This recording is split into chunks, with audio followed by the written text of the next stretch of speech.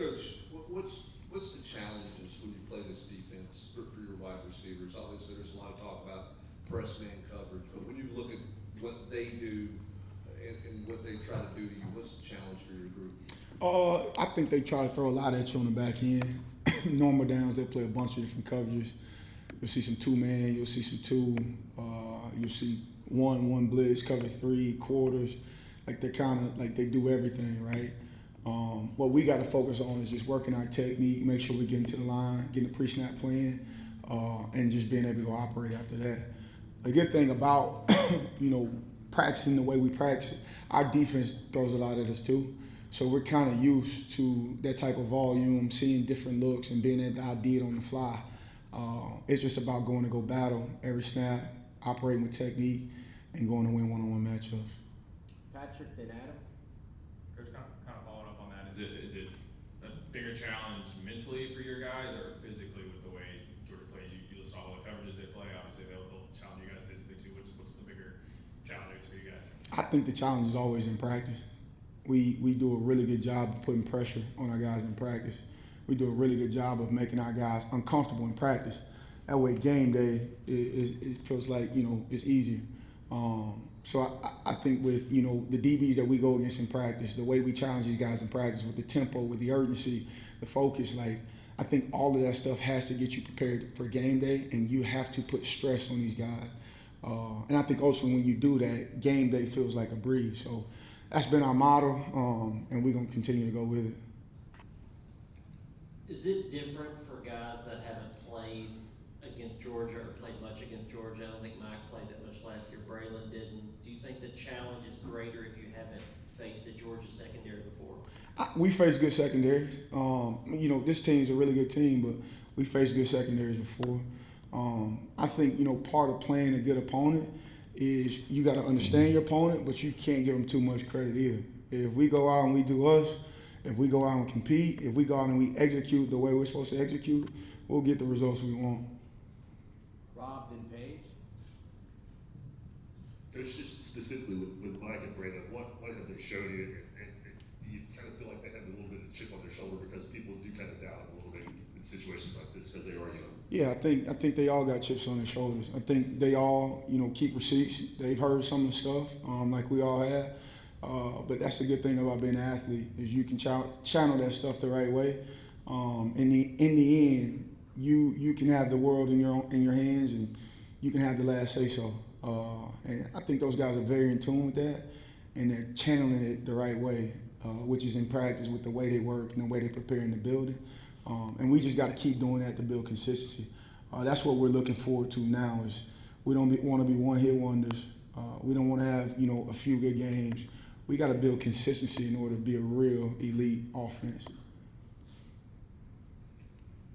Chris Browse has had a couple of really productive performances, especially after ETSU. What do you think has led to his production this season, and how much can you rely on that on Saturday? Yeah, I think he's grown up some. I think the room, that room has benefited each and every one of those guys. It starts with Chris, it starts with Mike, it starts with Brady, even the young guys, right?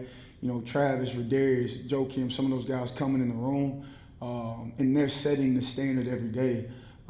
And I think that creates competition, and what you see is guys can't take plays off, they can't take days off, and so naturally you just get, almost an environment of excellence that they're trying to achieve daily. Even when they don't meet it, they still, know the things that they need to get better at, they're aware of it. But as long as they're chasing, I think we put ourselves in a spot to go be successful. Vince, then Patrick.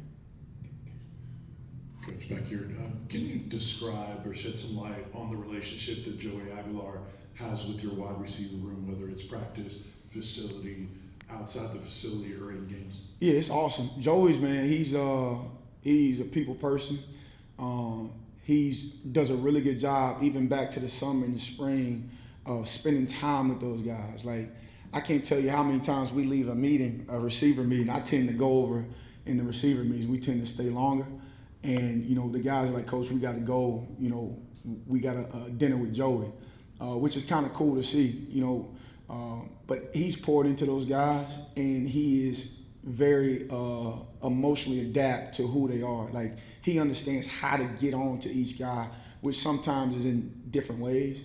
but he's very emotionally intelligent when it comes to talking to those guys and pouring into them, which at the quarterback position you have to have, because you got a lot of personality for the most part at wideouts. You got to know how to deal with those guys and which buttons to push in order to get the most out of them. Hats off to him. He's done a great job of not only investing but studying and learning those guys to be able to get the most out of them. And they want to go play hard for him, which you guys, you've seen on Saturday.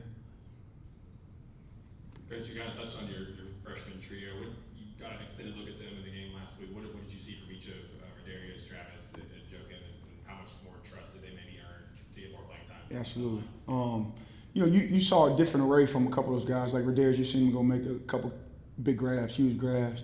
Travis played hard in the run game. He didn't get as many looks or as many touches, but I thought he graded out well. Joe Kim's still coming along as well with him getting here in summer. He's done a good job of adapting and kind of carrying that week to week. He's done a good job of coming on in such a short amount of time also. Three more, Casey, Rick, then Rick. Chris Brazel mentioned after the game just the comfortability he has in year 2 here. Just how have you seen that kind of play out in game 1 and game 2 for him? Yeah, I think year 2 is always easier. I think in any round. Chris obviously didn't go in, fall camp because he was being held out dealing with injury. But what he's done since he's been back is just he's operated with urgency. He's been in the building and he's given himself a shot.